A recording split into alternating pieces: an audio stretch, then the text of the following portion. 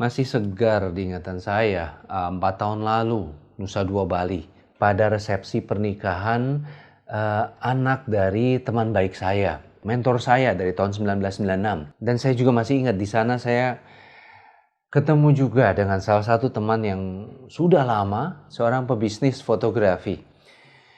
Di sana kita bernostalgia, bercanda, it's amazing. Dan suasana menjadi sedikit hening ketika dia menyelipkan satu pertanyaan. Dia cuma bertanya, ada apa dengan fotografi? Apa yang berubah? Dan saya masih ingat betul apa yang keluar dari mulut saya sebagai jawabannya. Hanya 2 kata. Changing of attitude. Perubahan tingkah laku. Itu yang saya jawab. Sebenarnya satu pertanyaan yang biasa, tapi dari mana pertanyaan itu berasal itu yang mengagetkan saya. Bagaimana seorang pebisnis fotografi yang unggul, yang handal, malah menurut saya dia adalah seorang visioner, bertanya satu pertanyaan yang seperti itu. Luar biasa pertanyaannya. Hai, saya Novian Sanjaya. Ya, kali ini kita akan mencoba mencari tahu jawabannya. Kenapa?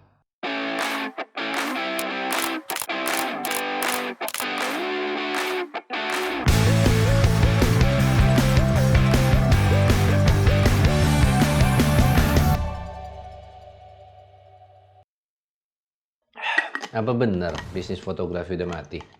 Atau orang udah nggak perlu profesional fotografer lagi gitu? We'll see. Sebelum kita bahas ini lebih lanjut, mungkin ada baiknya nanti kita coba beberkan data-data yang kita bisa dapatkan dari tempat-tempat umum seperti internet atau dunia maya. Ya, mengingat saya bukan ahli ekonomi ataupun pengamat statistik. Ngerti statistik aja enggak. Kita bakal coba dari hal-hal yang saya sebagai manusia biasa bisa mengerti. Pertama-tama mungkin kita bisa angkat fakta-fakta yang benar-benar terjadi di lapangan di bidang fotografer profesional itu sendiri. Ya betul, sejak 5 tahun terakhir banyak sekali fotografer yang sudah mulai kolaps, mulai berteriak-teriak, susahnya mencari pekerjaan. Malah yang saya tahu sejak 10 tahun yang lalu udah ada beberapa fotografer yang mulai tidak sanggup mengcover operational cost mereka. Ini berlaku bagi baik fotografer wedding maupun fotografer komersial. Keadaannya seperti itu, cukup mengkhawatirkan. Dan yang kedua kita coba bandingkan atau kita compare dengan data statistik yang bisa kita dapat, data-data umum. Di sini pertama kali saya buka Google Trending Statistik. Di sini saya bisa cari by name, by word, saya cari kata fotografi. Dalam artian seberapa banyak, seberapa tinggi tingkat ketertarikan audiens dunia maya terhadap kata fotografi. Dan memang betul dari tahun 2004 sampai 2019, turun, ini sampai 2020 malah, lumayan signifikan. Dari angka sekitar 90, 100 sampai ke angka 2020 itu tinggal 28. Lumayan banyak. Begitu pula kalau kita lihat data penjualan kamera dari tahun ke tahun. Di sini saya mendapatkan satu statistik dari Statista. Dari tahun 2003, penjualan berapa banyak unit kamera yang terjual atau dikirim dari produsen ke negara-negara di seluruh dunia. Dan yang paling besar ini angkanya di tahun 2010. Tahun 2010 itu unit yang terkirim itu sebanyak 121,5 juta.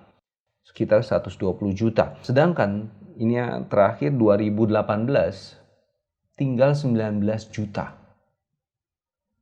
100 jutanya hilang. Iya. Memang mungkin nggak ada hubungannya langsung dengan jumlah pekerjaan yang ada di lapangan.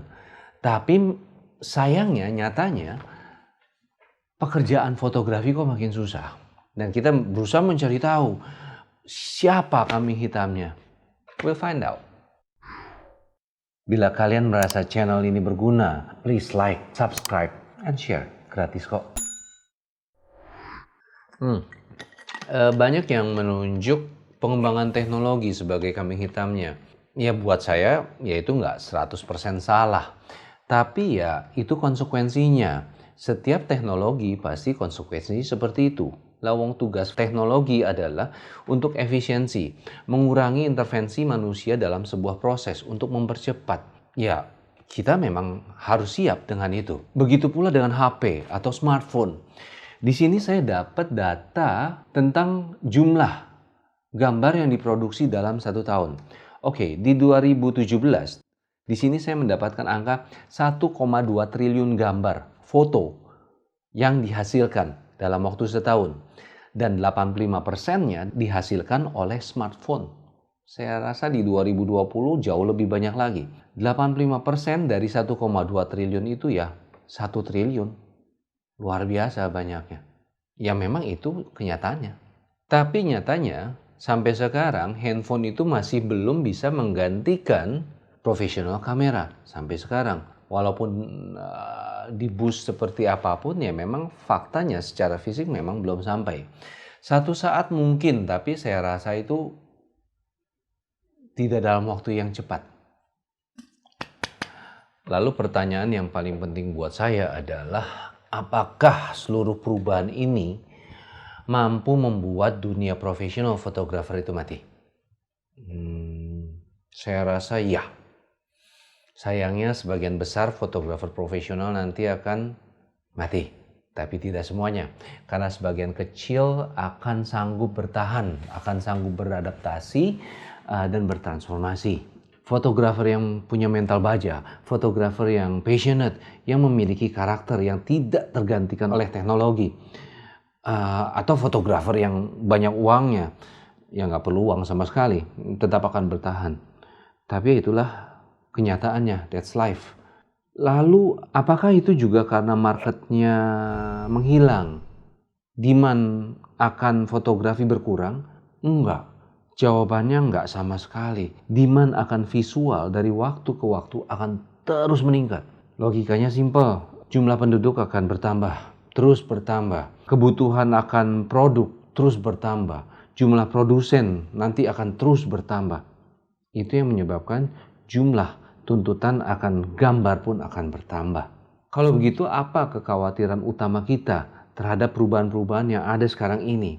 Menurut saya, yang saya paling khawatirkan yaitu perubahan dari attitude, perubahan dari sikap dan tingkah laku yang ada, baik dari pihak klien maupun dari pihak teknologi provider. Paling simpel seperti ini sudah mulai terjadi. Ada yang saya tahu klien yang lebih mementingkan satu fotografer yang mempunyai followers lebih banyak dibandingkan terhadap fotografer yang punya kualitas gambar luar biasa tapi followersnya sedikit atau malah tidak punya sama sekali. Karena at the end yang dibutuhkan nanti secara umum itu bukan spesifik hanya fotografer, tapi lebih kepada seorang marketer. Karena klien sekarang mungkin jadi lebih tidak terlalu peduli akan kualitas, mungkin jadi lebih peduli terhadap seberapa banyak jumlah followers yang satu orang miliki. Buat saya itu juga sah-sah aja, menurut saya juga masuk akal. Yang nggak masuk akal adalah bagaimana cara merubah seorang fotografer dari kreator menjadi seorang marketer. Itu yang perlu kita khawatirkan. Berubah total sifat dan attitude-nya. Lalu bagaimana dengan fotografi itu sendiri secara general? Ya seperti demand akan visual, fotografi akan terus ada.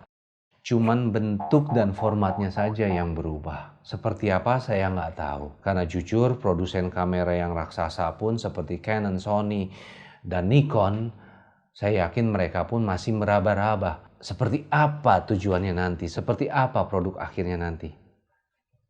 C'est la vie.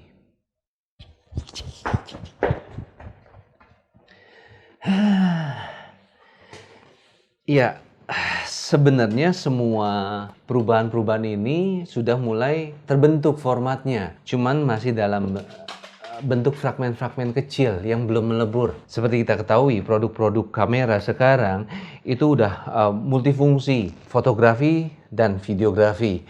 Jadi satu alatnya. Ada juga kamera yang mulai memasukkan Lightroom ke dalam sistemnya. Jadi foto kita bisa langsung edit. Yang kecil-kecil mulai ada wifi, kita bisa langsung upload. Ada handphone yang ada lensa besarnya. Jadi semua ini udah mulai transformasi satu dengan yang lain. Begitu pula dengan kita, para praktisi. Seorang fotografer sekarang mulai berasimilasi, bisa menjadi videographer, bisa menguasai editing software, bisa menjadi editor. Teknologi memungkinkan itu semua. Cuman memang kita belum mencapai garis akhir. Kita masih dalam proses transisi. Ya, mudah-mudahan saya rasa saya masih bisa ngalamin perubahan ini. Ya, kenyataannya memang seperti itu, sayangnya. Dan tolong jangan salah artikan pesan-pesan yang baru saya sampaikan tadi menjadi suatu yang negatif atau ingin menakut-nakuti, tidak sama sekali. Justru ini adalah ajakan untuk membangun, mengatasi problem yang kita hadapi sekarang. Karena solusinya itu ada di tangan kita dan generasi ke depan. Kita para praktisi atau calon-calon fotografer mendatang. Kita semua ini yang bisa membangun fotografi ke depan. Kita mau bawa kemana fotografi kita ini? Apa ke arah yang lebih baik atau ke arah yang lebih buruk? Itu tergantung dari kita. Iya, kita bisa memilih apakah kita akan diam berpasrah diri atau kita melakukan sesuatu untuk memperbaiki semuanya. Ya, kalau kita bersama kita pasti bisa. Oke? Carpe diem.